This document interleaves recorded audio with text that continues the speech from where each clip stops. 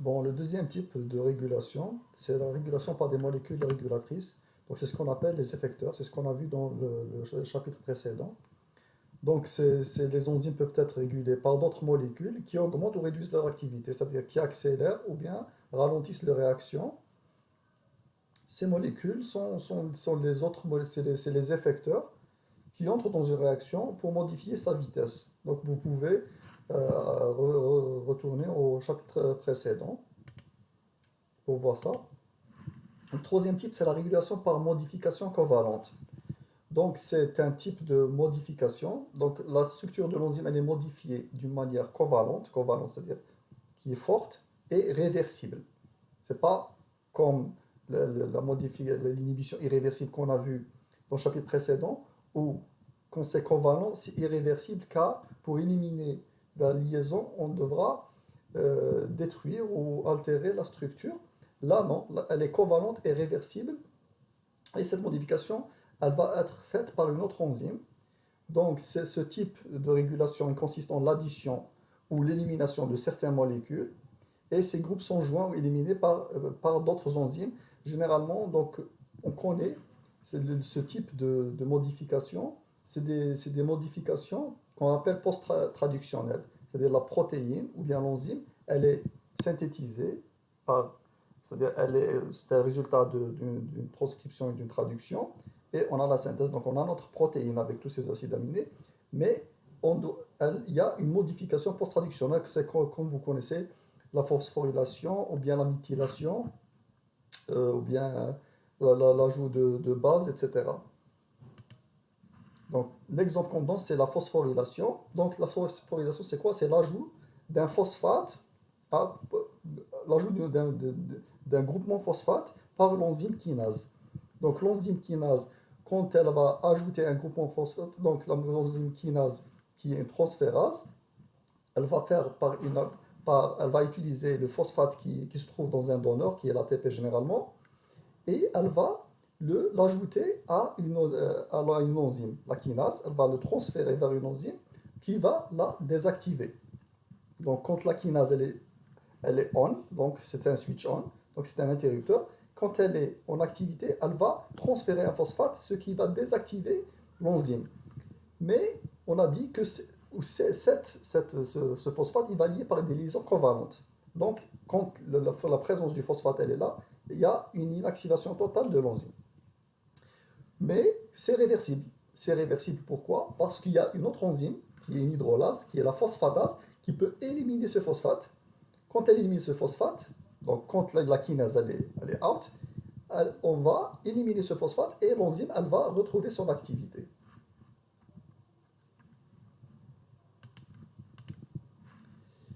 Ensuite, on a la régulation par clivage protéolytique. Quand on parle de clivage, c'est dégradation, c'est séparation. Donc, ça concerne les proenzymes ou les imogènes. Donc, les imogènes, c'est une nouvelle notion. C'est quoi? Il y a certaines enzymes qui sont produites sous une forme qui est différente. Ce n'est pas leur forme fonctionnelle. Donc, ces enzymes elles sont synthétisées sous une forme inactive. Inactive comment? Car une partie du site actif, qui est très important, qui est le centre de la catalyse, qui est masqué. Il est masqué par une partie de la chaîne polypeptidique de l'enzyme. Donc, il est masqué. Et pour activer ces enzymes, il faut une protéolyse. Il faut éliminer cette partie qui dépasse et qui bouche l'entrée, en quelque sorte, du site actif. Donc, et là, quand c'est activé, donc quand il y a une protéolyse, on va éliminer cette partie. C'est irréversible. Donc, l'enzyme, elle est activée jusqu'à l'infini. Donc, elle est activée, elle entre en action. Pourquoi? Pourquoi ces enzymes, d'abord, elles sont sécrétées, synthétisées sous cette forme? Parce que peut-être, c'est ça la régulation, ils ne doivent pas être entrés en action tout de suite. Donc, on n'en a pas besoin tout de suite. Donc, ou bien pas dans cet organe ou ce tissu. Donc, il faudra qu'elle attende le moment, ou bien les conditions adéquates, ou bien l'organe ou bien le tissu de destination. Donc, c'est le cas des zymogènes du chymotrypsine. On appelle les zymogènes chymotrypsinogènes. Donc, le zymogène, le proenzyme de chymotrypsine, la chymotrypsine, elle est synthétisée sous une forme zymogène, c'est-à-dire sous une forme inactive, où le site actif, il est masqué par cette séquence qui va cacher et masquer le site actif.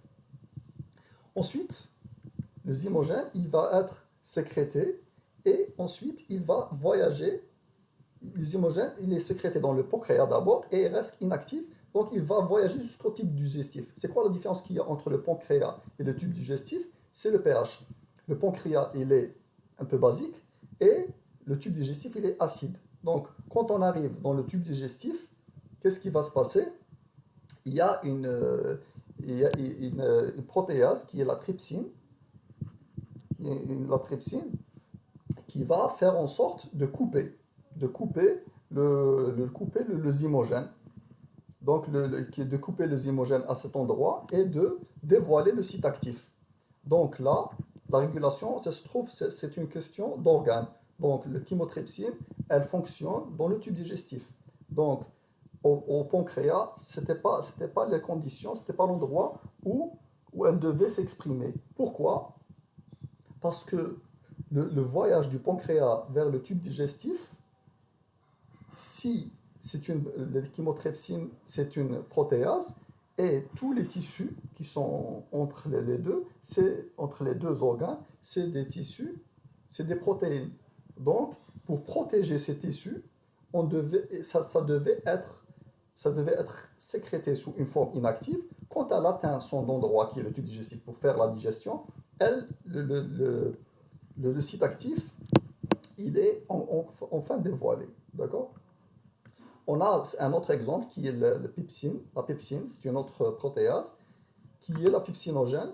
Euh, Elle est sécrétée sous forme proenzyme ou zymogène pepsinogène au niveau de l'estomac, mais c'est pas une question d'organe dans cette fois, mais quand le pH est acide, donc le pH de l'estomac qui est très acide, il, donc ça détecte la présence, le pH qui est très bas. Donc à ce moment, il y a une autoprotéolyse. Donc c'est l'enzyme elle-même, elle va s'autocliver et enlever cette partie qui dépasse. Donc ça ne concerne pas l'endroit, mais ça concerne le temps.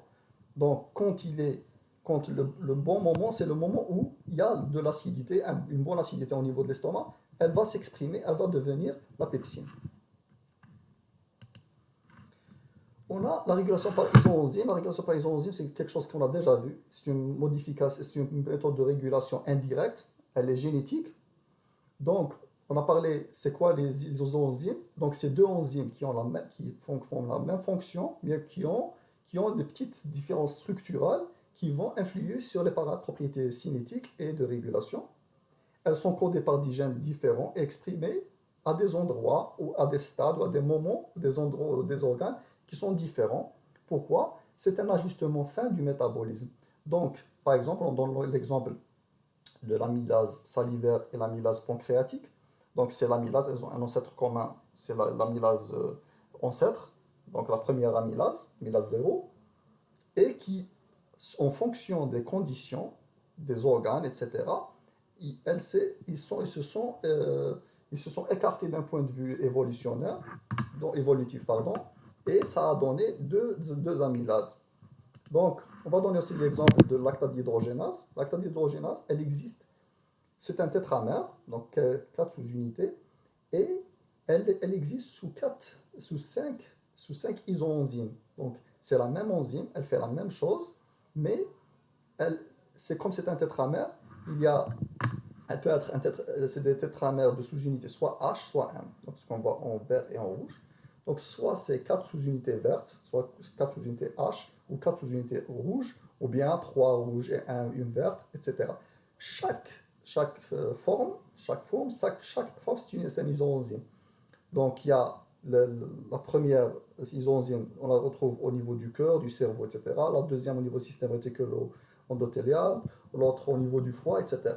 Donc, ces différences qu'on retrouve, c'est la même enzyme, elle fait la même fonction, mais avec des petites différences pour s'adapter aux différents organes. C'est ce qu'on appelle les isoenzymes.